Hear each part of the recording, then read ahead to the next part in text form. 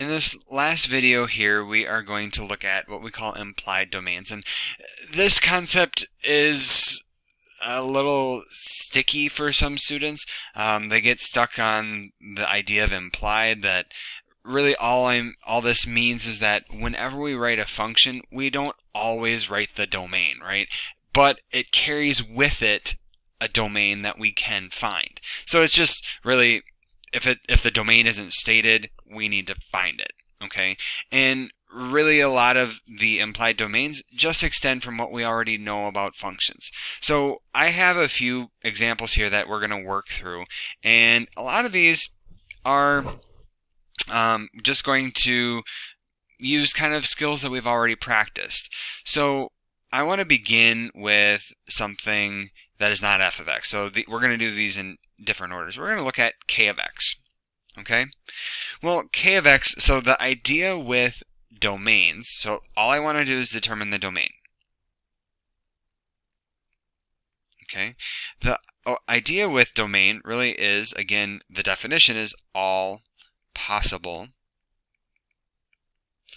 x values, okay, that give you a defined result.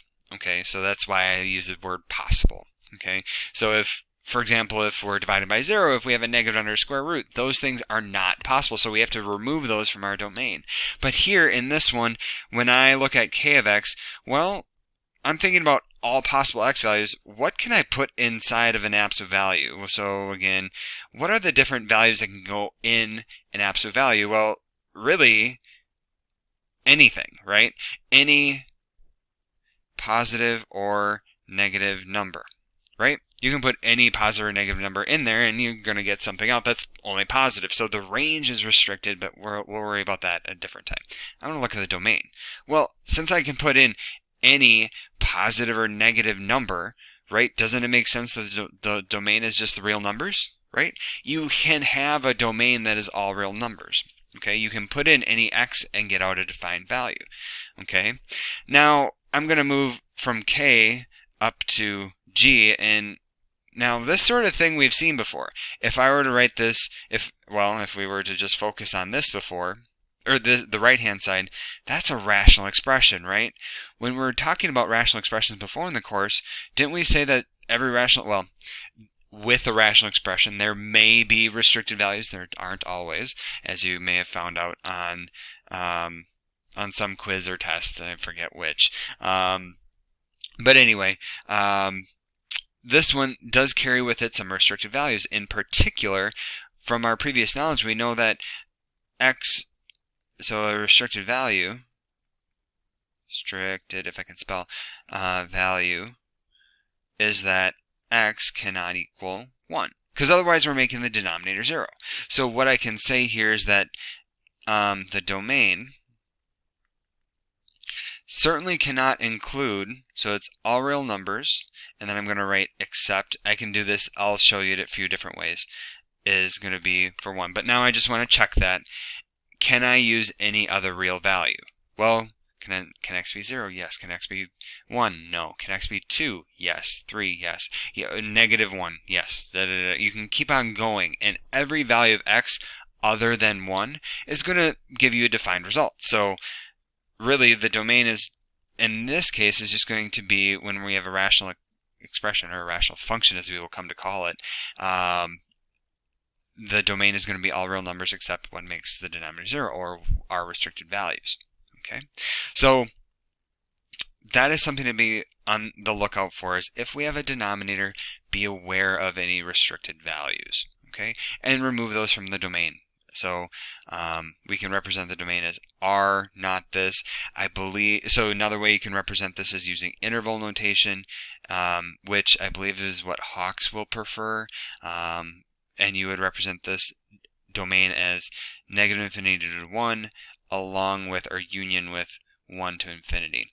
And again, this would just be the idea is if we're looking at a number line, 1, there would be a hole at 1, but you would have everything else on the number line other than 1 for the possible x values. Okay.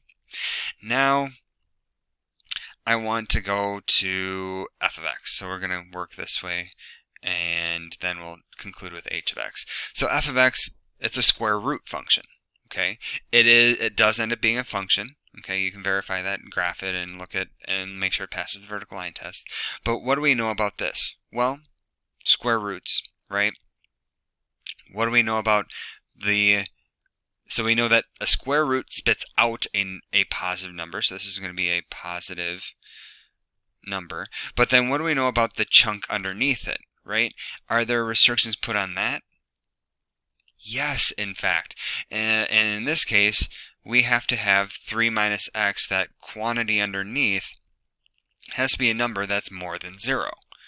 Oh, this is a linear inequality which we can solve for. So we can do 3 is greater than or equal to x, or if you are me and you have a block and you need x on the left, you can say x is less than or equal to 3. Okay, and this is in fact going to be your domain. So you can represent it in that form. You can represent it also using interval notation, minus infinity to 3 bracket. What else can you do? Those would be the two preferred ways. You could represent it graphically, I suppose, too. But so that is going to be the domain of f. And then again, the idea is just use the properties of numbers that you already know. Okay, square roots require positive values underneath. So that's why non-negative. And that's why I said it's greater than or equal to 0. Okay, for h of x, this one, you look at it a little bit and you're like, okay, there's no square root. Okay, what do? There's no denominator. No, we can't do anything, it seems. So then my question is, well, if you can't do anything, if there are no restrictions, then what's the domain by default? Well, the domain is going to be all real numbers. And in fact, for any polynomial equation, the domain is always going to be R. Okay, range might not be, but the domain is going to be R, all real numbers. So again, you would represent this also as minus infinity to infinity. Okay, so that's a little bit about implied domains. We will get some more practice with this in class, and also identifying the domains in general. So be ready for that in class.